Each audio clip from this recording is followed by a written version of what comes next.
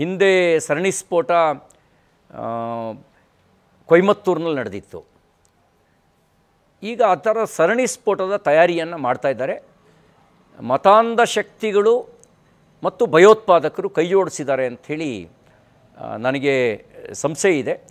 ಶಂಕಿತ ಭಯೋತ್ಪಾದಕರನ್ನೇ ಈ ಸರ್ಕಾರ ಕಾಂಗ್ರೆಸ್ ಬಂದ ಮೇಲೆ NIA ಬಂಧಿಸಿರುವ ಶಂಕಿತ ಭಯೋತ್ಪಾದಕರ ಸಂಖ್ಯೆನೇ 21 ಇದೆ. ನಿಮಗೆ ನೋಡಿ, ಜುಲೈ 19ನೇ ತಾರೀಕು ಬೆಂಗಳೂರು ಸ್ಫೋಟಕ್ಕೆ ಸಂಚು ಮಾಡಿದಂಥ 5 ಜನರನ್ನು ಬಂಧನ ಮಾಡ್ತು. ಡಿಸೆಂಬರ್ 18ನೇ ತಾರೀಕು LED ಸ್ಫೋಟಕ್ಕೆ ಸಂಬಂಧಿಸಿದಂತೆ ಶಂಕಿತ 8 ಜನರ ಉಗ್ರರ ಬಂಧನ ಆಯಿತು. ಜನವರಿ 13ನೇ ತಾರೀಕು ಪಿದಾಯಿನ್ ದಾಳಿ ಸಂಚು ಅದಕ್ಕೆ ಸೇರಿದಂತೆ ಆತ್ಮಾಹುತಿ ದಾಳಿಗೆ ಸಂಚು ನಡೆಸಿದ್ದಂಥ ಸಂಖ್ಯೆ ಮೇಲೆ 8 ಜನರ ಮೇಲನ್ನ ಬಂಧನ ಮಾಡ್ತು. ಹಿಂದೆ ಭಟ್ಕಳವನ್ನು ಜೈನರ ಕಾಶಿ, ಒಂದು ಕಾಲದಲ್ಲಿ ಜೈನರ ಕಾಶಿ ಅಂತ ಕರಿತಾ ಇದ್ವಿ. ಈಗ ಅದು ಭಯೋತ್ಪಾದಕರ ನೆಲೆಯಾಗಿ ಪರಿವರ್ತನೆಯಾಗಿ ಒಂದು ರೀತಿ ಭಟ್ಕಳ. ತಿಮ್ಮಪ್ಪ ಗೌರಿ ಮೀನು ಸಾಕಣೆ ಮಾಡಿ ವರ್ಷಕ್ಕೆ 5 ಲಕ್ಷ ಗಳಿಸ್ತಿದ್ದಾರೆ. ನೀವು ಕೂಡ ಅವರಿಂದ ಕಲಿಬೇಕಾ? ಅವ್ರ ಜೊತೆ ವಿಡಿಯೋ ಕಾಲ್ನಲ್ಲಿ ಮಾತಾಡಬೇಕಾ? ಈಗಲೇ ಫ್ರೀಡಮ್ ಆ್ಯಪ್ ಡೌನ್ಲೋಡ್ ಮಾಡಿ. ಜೊತೆಗೆ ಭಯೋತ್ಪಾದಕರ ಹೆಸರು ತಳುಕಾಕೊಂಡಿತ್ತು. ಅವನು ಯಾಸೀನ್ ಭಟ್ಕಳ ಇರ್ಬೋದು, ಭಯೋತ್ಪಾದಕರ ತಳುಕಾಕೊಂಡಿದ್ರು.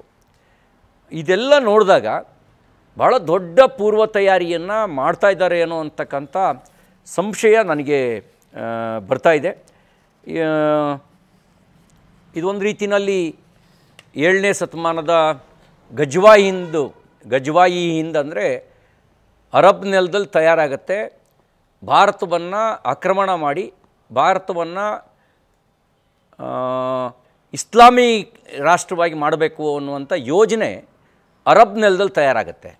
ಅರಬ್ ನೆಲದಲ್ಲಿ ತಯಾರಾದಂಥ ಯೋಜನೆ ಪ್ರಕಾರವಾಗಿಯೇ ನಾವು ಗಾಂಧಾರವನ್ನು ಕಳ್ಕೊಂಡ್ವಿ, ಅಫ್ಘಾನಿಸ್ತಾನ ಆಯಿತು. ಸಿಂಧನ್ನು ಕಳ್ಕೊಂಡ್ವಿ, ಪಾಕಿಸ್ತಾನ ಆಯಿತು. ಬಂಗಾಳವನ್ನು ತುಂಡರಿಸಿ ಬಾಂಗ್ಲಾದೇಶ್ ಮಾಡಿದ್ರು. ಕಾಶ್ಮೀರವನ್ನು ಭಾರತದಿಂದ ತುಂಡರಿಸಬೇಕು ಅನ್ನೋ ಸಂಚು ಕೂಡ ಆ ಗಜ್ವಾಯಿ ಹಿಂದಿನ ಮುಂದುವರೆದ ಭಾಗನೇ ಆಗಿತ್ತು.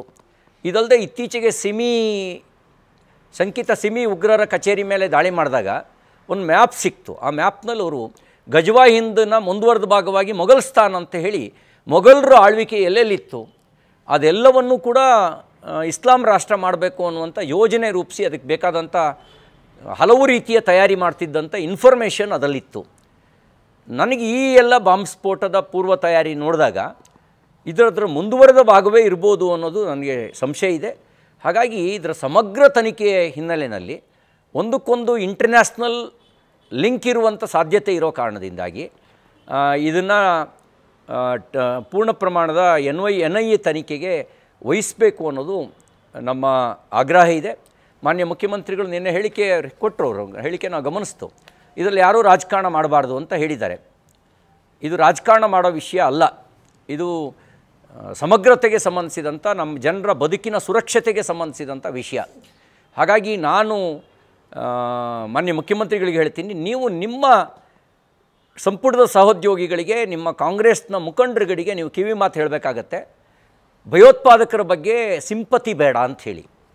DJ ಹಳ್ಳಿ KJ ಹಳ್ಳಿ ಪ್ರಕರಣದಲ್ಲಿ ಅಮಾಯಕರು ಅನ್ನೋ ಸಿಂಪತಿಯನ್ನು ನಿಮ್ಮದೇ ಸಂಪುಟದ ಸಚಿವರು ವ್ಯಕ್ತಪಡಿಸಿದರು, ಪತ್ರ ಬರೆದರು ಅವ್ರನ್ನ ಬಿಡುಗಡೆ ಮಾಡಿ ಅಂಥೇಳಿ. ಕುಕ್ಕರ್ ಬ್ಲಾಸ್ಟ್ ಆದಾಗ ಇದೆಲ್ಲ BJPಯವರ ಆಟ ಅನ್ನುವಂಥ ಆಪಾದನೆಯನ್ನು ಸನ್ಮಾನ್ಯ DK ಶಿವಕುಮಾರ್ ಅವರು, ಇವರದೇ ಸಂಪುಟದ ಉಪಮುಖ್ಯಮಂತ್ರಿ, ಅವರು ವ್ಯಕ್ತಪಡಿಸಿದರು. ಇನ್ನೂ ಒಂದು ಹೆಜ್ಜೆ ಮುಂದೆ ಹೋಗಿ, ಏನ್ರಿ ಅವ್ರನ್ನೆಲ್ಲ ಭಯೋತ್ಪಾದಕರು ಅಂತ ಕರಿತೀರಾ, they are all our brothers ಅಂತ ಹೇಳಿದ್ರು. ಅಂದರೆ BJPಯವರು ಮುಸಲ್ಮಾನರನ್ನು ಟಾರ್ಗೆಟ್ ಮಾಡಿ ಭಯೋತ್ಪಾದಕರು ಅಂತ ಕರಿತಾ ಇದೆ, ಅವರೆಲ್ಲ ನಮ್ಮ ಬ್ರದರ್ಸ್ ಅಂತ ಹೇಳಿದರು. ಹಾಗಾಗಿ ನಿಮ್ಮ ಈ ರಾಜಕಾರಣಕ್ಕೋಸ್ಕರ ಭಯೋತ್ಪಾದಕರನ್ನ ಬ್ರದರ್ಸ್ ಅನ್ನುವಂಥ ಭಾವನೆಯಲ್ಲಿ ನೀವು ನಡ್ಕೊಳ್ಬೇಡಿ. ಅದು ನೀವು ನಿಮ್ಮ ಸಂಪುಟದ ಸಚಿವರಿಗೆ ಮತ್ತು ನಿಮ್ಮ ಪಕ್ಷದ ಮುಖಂಡರುಗಳಿಗೆ ಕಿವಿಮಾತು ಹೇಳಬೇಕು ಅಂತ ನಾನು ಮಾನ್ಯ ಮುಖ್ಯಮಂತ್ರಿಗಳಿಗೆ ಈ ಸಂದರ್ಭದಲ್ಲಿ ವಿನಂತಿ ಮಾಡ್ತೇನೆ. ಮತ್ತು ಅಮಾಯಕರು ಅಂತ ಭಯೋತ್ಪಾದನೆ ನಡೆಸೋರಿಗೆ ಸರ್ಟಿಫಿಕೇಟ್ ಕೊಡೋದು ಒಂದು ಅಪಾಯಕಾರಿಯಾಗತ್ತೆ. ಆ ರೀತಿ ಅಪಾಯಕಾರಿ ನೀತಿಯನ್ನು ಕೈಬಿಡಬೇಕು ಅಂತ ನಾನು ಆಗ್ರಹಿಸ್ತೇನೆ.